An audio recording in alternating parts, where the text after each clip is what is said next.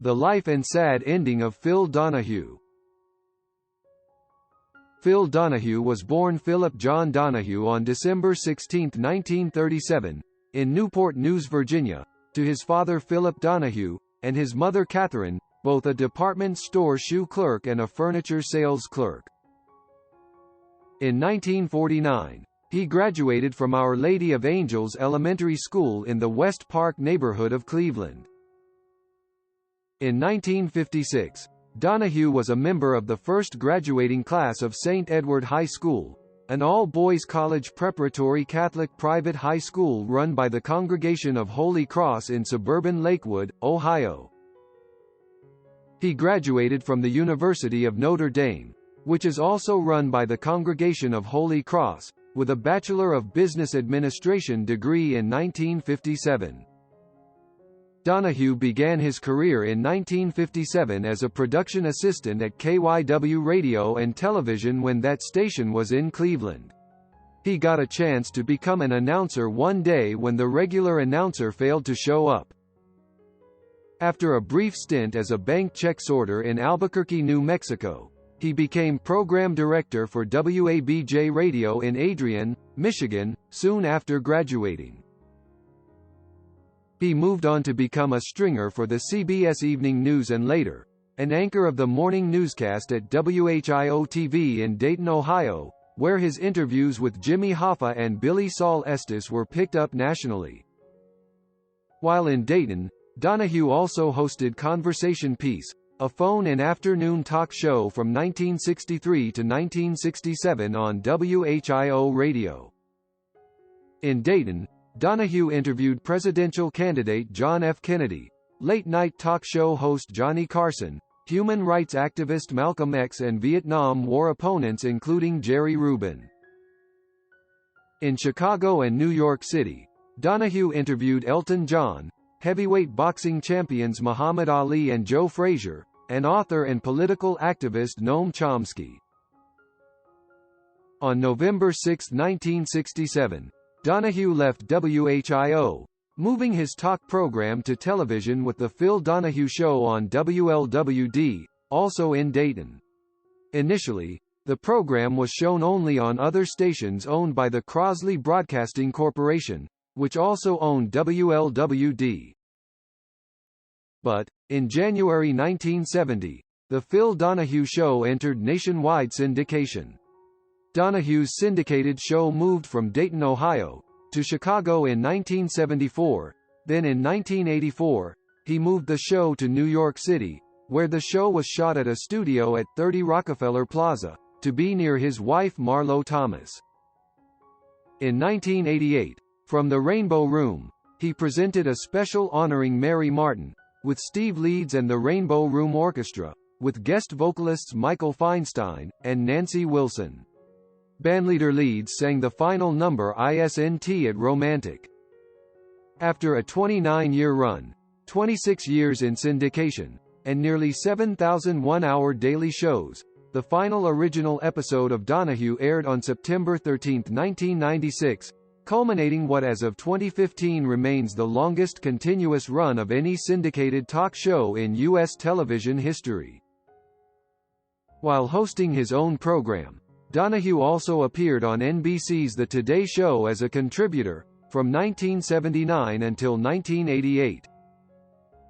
In the 1980s, during the Cold War period of openness by the USSR, Donahue and Soviet journalist Vladimir Posner co-hosted a series of televised discussions, known as the U.S.-Soviet Space Bridge, among everyday citizens of the Soviet Union and the United States. From 1991 to 1994, Donahue and Posner co-hosted Posner-Donahue, a weekly, issues-oriented roundtable program, which aired both on CNBC and in syndication.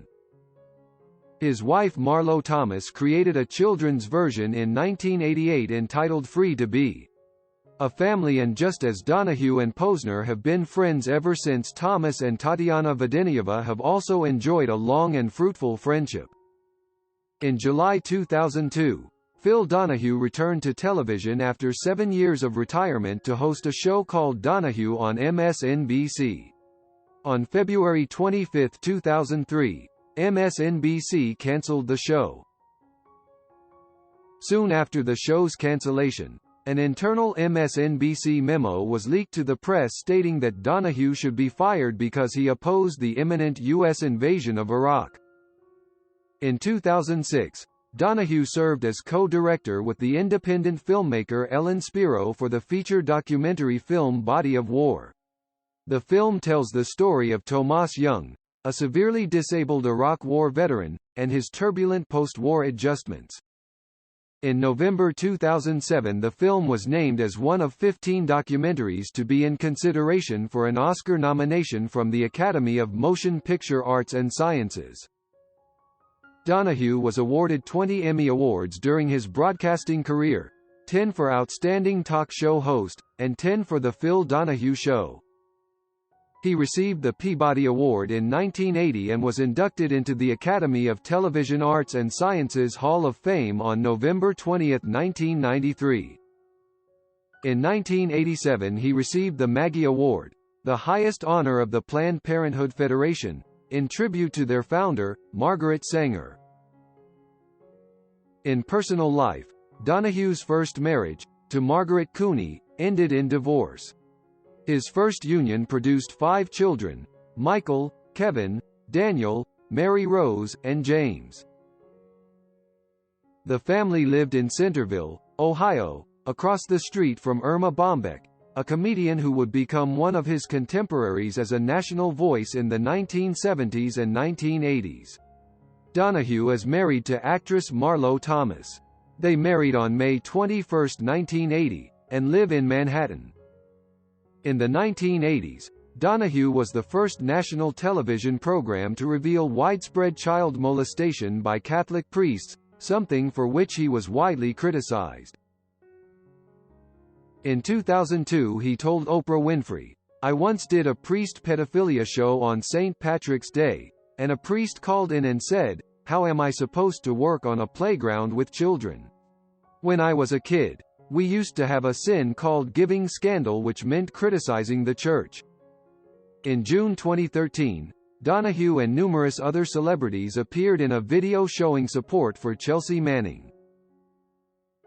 Also in 2013, he was interviewed for the film Finding Vivian Maier, as he once hired the photographer Vivian Maier to nanny his children. On May 24 and May 25, 2016, Donahue spoke at Ralph Nader's Breaking Through Power conference at Dar Constitution Hall in Washington, D.C. In 2014, his youngest son James Donahue died suddenly from an aortic aneurysm at age 51. The same year Donahue ceased posting on Twitter. Probably, right now is his worst time when his health is slowly deteriorating.